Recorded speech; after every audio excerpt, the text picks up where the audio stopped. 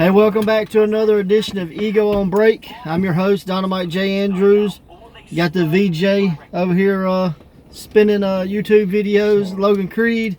So today we're going to talk a little bit about MLW, some ROH, good finishes in WWE, and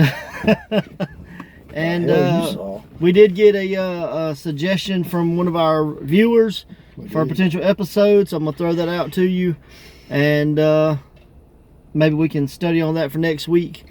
But let's see. I guess the big thing in or the wrestling world right now is the fantastic finish by WWE for Hell in a Cell. Yeah. I did not see it personally, but I heard that it got rave reviews. Said probably the best Hell in a Cell to date. Is that what you heard? No, I watched it, unfortunately.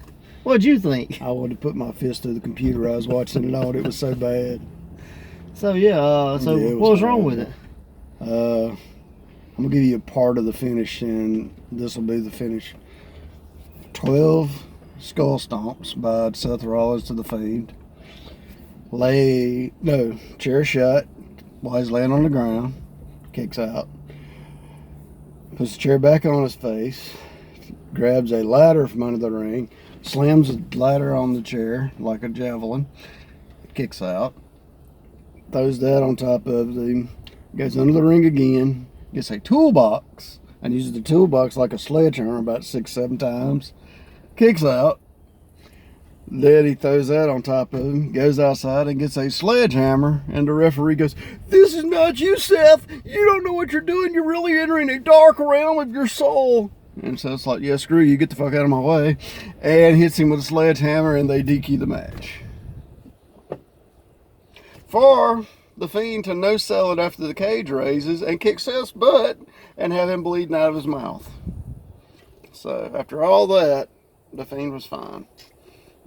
Yet, for some reason, they DQ'd the match, so the fans start chanting, "Restart the match, we want our money back," and AEW is loud as hell. So, yeah, they kind of crapped the bed on that one. So what you're saying is Bray Wyatt's kin of Teddy Hart? No, Bray Wyatt's evidently carried him to Thanos' cell. I don't know. So let me understand this. Chairs, toolboxes, ladders are legal. And they had went through a table or two before the table. All that's legal in Hell in a Cell, but not sledgehammers. Well, yeah, he thought he killed him, I guess. I don't know. But for him to no-sell everything, and there's literally no blood, he's walking fine. And now, did the referee really say, "Seth, this isn't you"? Yes. So yes, that made it even worse. No, see, this is why y'all don't understand it. God. It's a psychological. What the hell? As long as Seth wasn't in the dark realm, weapons were legal. But once he crossed over into the dark realm, I don't know. The weapons came more vicious. It was so stupid. Yeah, I think that's what it is. Yeah, and then it goes off for the flashy lights and the cameras on Bray, and the crowd is booing their butts off. And then I went to the internet, and me and Jim was talking about it for just a minute.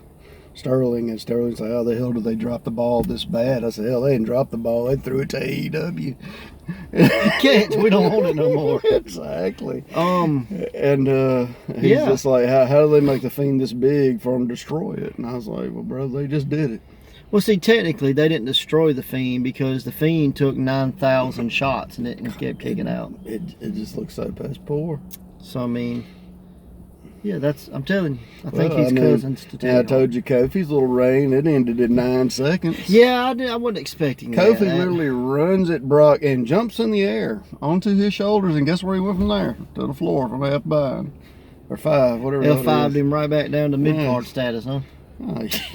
Curtain jerking or something.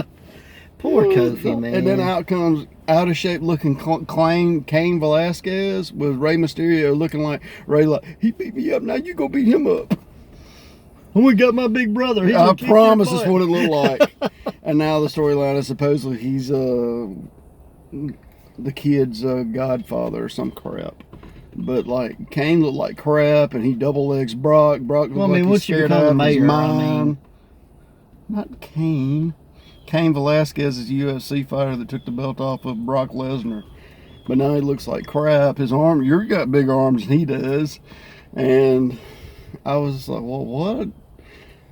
So, and at the Hell in a Cell, there was a 6-man tag where they were more concentrating on a boxer outside that you just heard about that a second ago, where him and Braun were getting into it, and now him and that's Braun not the same guy? That's the same guy. Oh. So now they're concentrating on UFC guys and boxers because I guess the wrestlers aren't getting over enough, so they got to go to outside sports. So a UFC guy and a world heavyweight boxer. I mean, it worked when they brought Dennis Rodman in, so I mean. Sure, he fell asleep in the corner. Legit. But anyway, that's my complaints for that.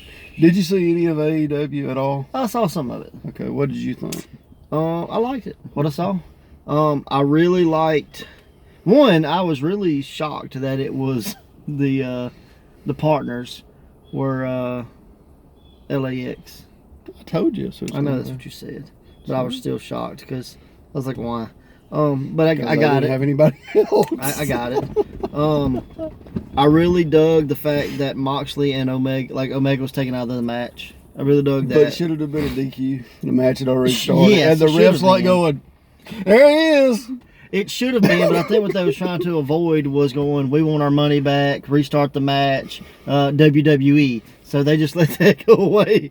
And the main reason I think was because they don't want Moxley as part of the group that did the butt kicking at the end. So they're like, we want to differentiate. And it was a way the heels could put heat on the two baby faces. There were so many people out there where there's no reason the referee shouldn't have been distracted. Right. But the ref's like looking at him going, hey, what you doing in here? It wasn't perfect for no means. No, that was a big cluster.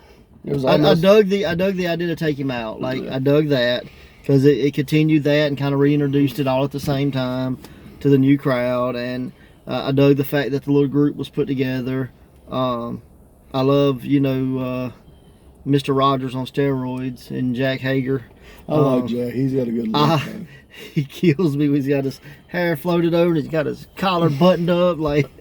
He looks like he should be. What a wonderful day in the neighborhood. It's a wonderful day to get your butt kicked. He should be like on Nickelodeon somewhere with an imaginary dog looking for clues. You know what I mean? Like all he needs is a different shirt. But Swagger or Hager or whatever his name is, he's an ass kicker. So I dug the group. I like everybody that was in it. That damn table they used was rough. Yeah. I was like, whoever took that it was tough. The Sammy Guevara and Cody Rhodes match was really cool. I thought that was a great match. I don't know, I've heard read something where Orton was like the Sammy Guevara guy was really good. I'd like to work something with him. Yeah. I don't know if that was like legit or Randy being a douche. I don't know. Don't know, which was which. Randy's bad about working people. So yeah, that's what it meant. That was kind of cool. The women's match was okay. No, it was not. It was a botch fest from hell. She almost killed that poor girl. But overall, I mean, I thought it was a solid effort for sure. Do you think there'll be a match between Omega and Nyla? Did you see that part? Yeah. We're don't hurt my 12-year-old girlfriend. I beat her up when she was 9, right? Yeah. She looks like she's 12. I think she's supposed to be like 22 or something. Something like that. But overall, man, I dug it. That was the only match I didn't like. I thought the rest of the show was okay. That's the only matches I saw. So if there was anything else, I didn't see it. There was an MJF match with the Bucks buddy, the bald guy. Yeah. It was okay. It was kind of short. MJF won with an arm bar. I guess that's his finish. I'd never seen him use it before. I don't know if I've ever seen him. But just come out of the blue, he hits his arm bar and he probably learned that from Dominic Guarini. But yeah, when he wasn't fighting a midget.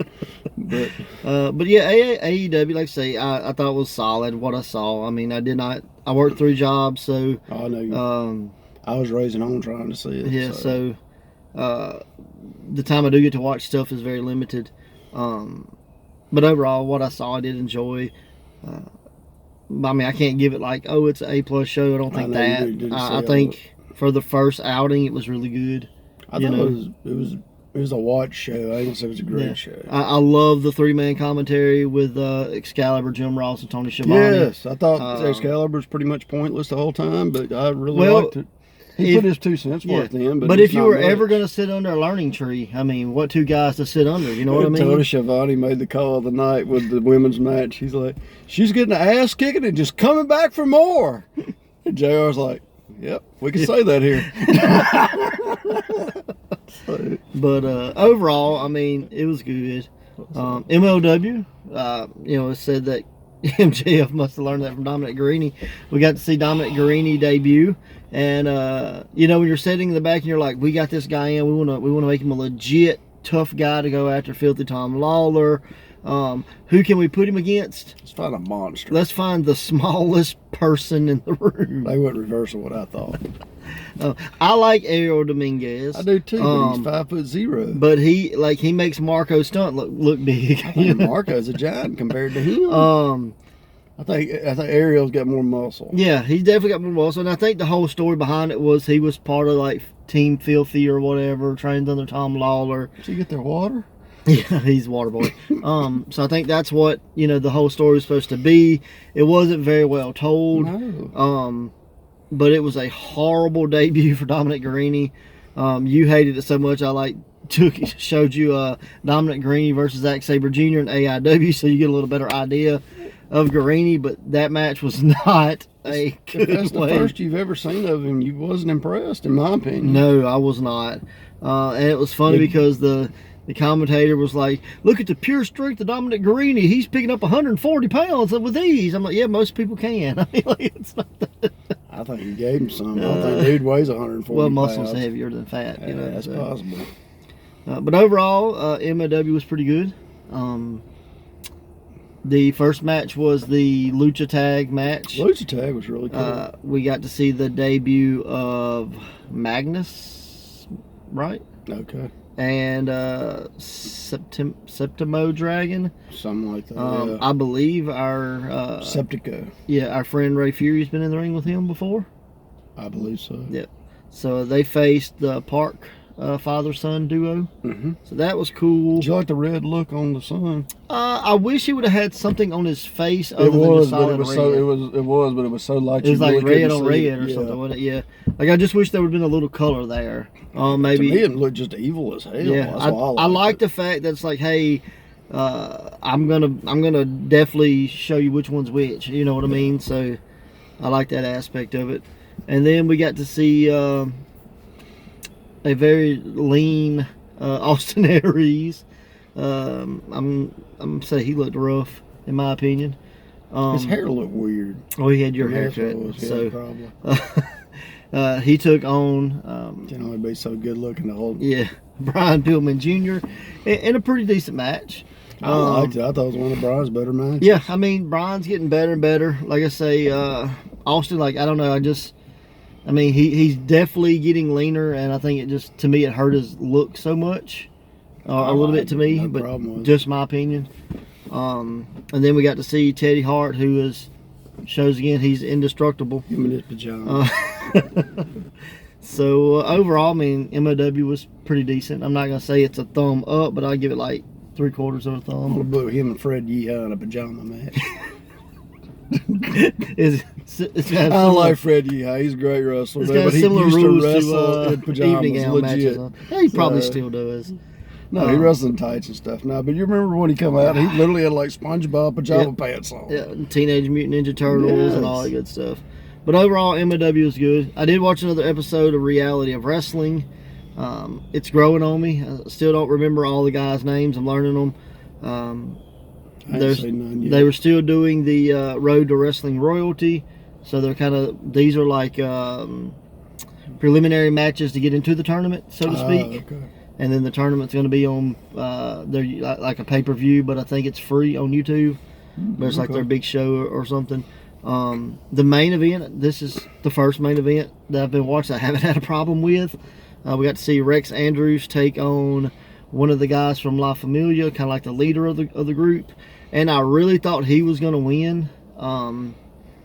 because one of the other guys got beaten. They had this big ordeal, and one of the guys like, "You're our only hope. You got to win." So I really thought he was going to win. No, he did not win. So Rex Andrews. Your booking ain't been worth a damn here lately. No, it really hadn't.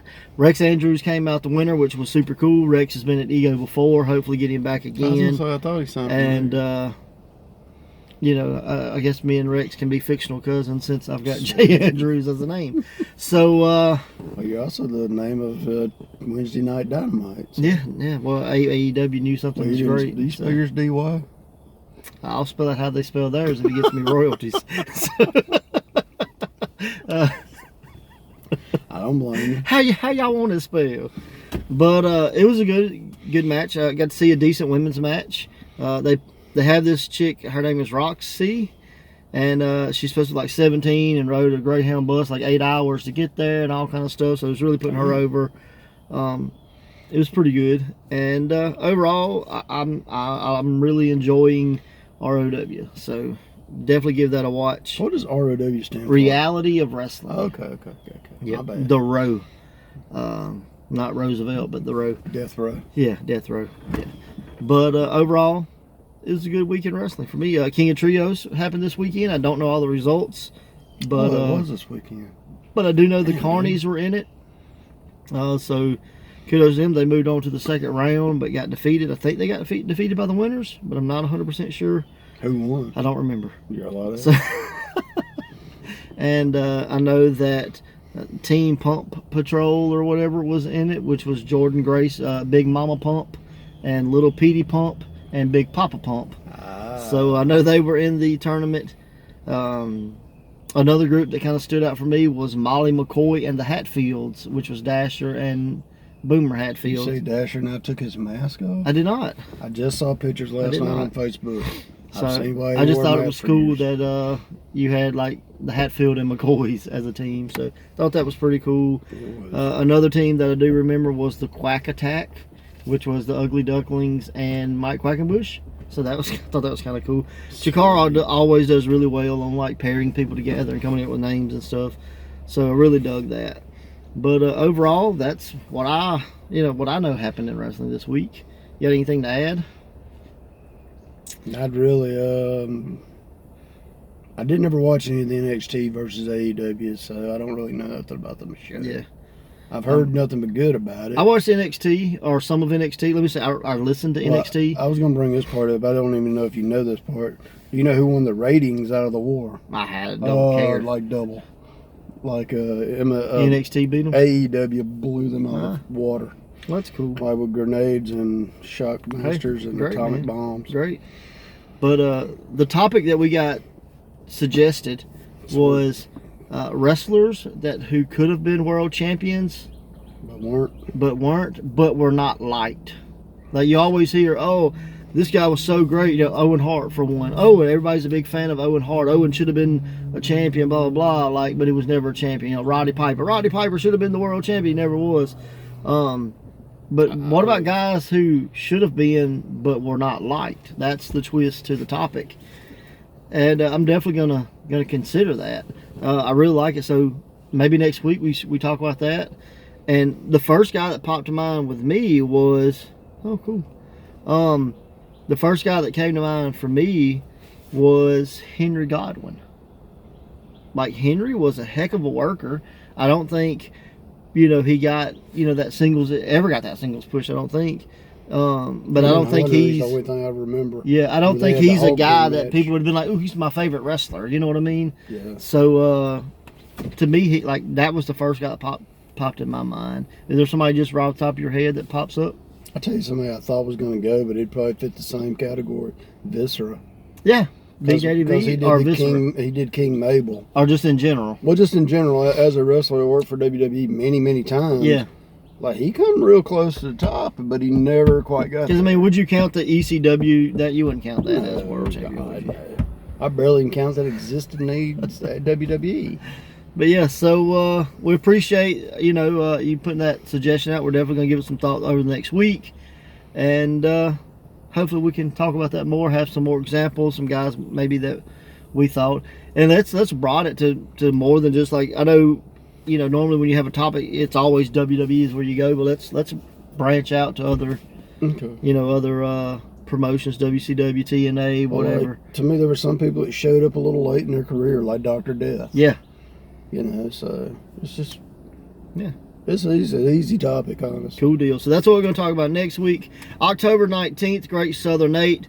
Really looking forward to this. It's going to be a little different, a little unique from what we have normally done.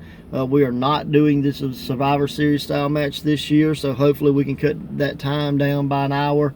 And really, follow to a finish. Yeah, really looking forward to this event. It's going to be in Pearl, Mississippi at the old Pearl High School gym. So make plans to be there.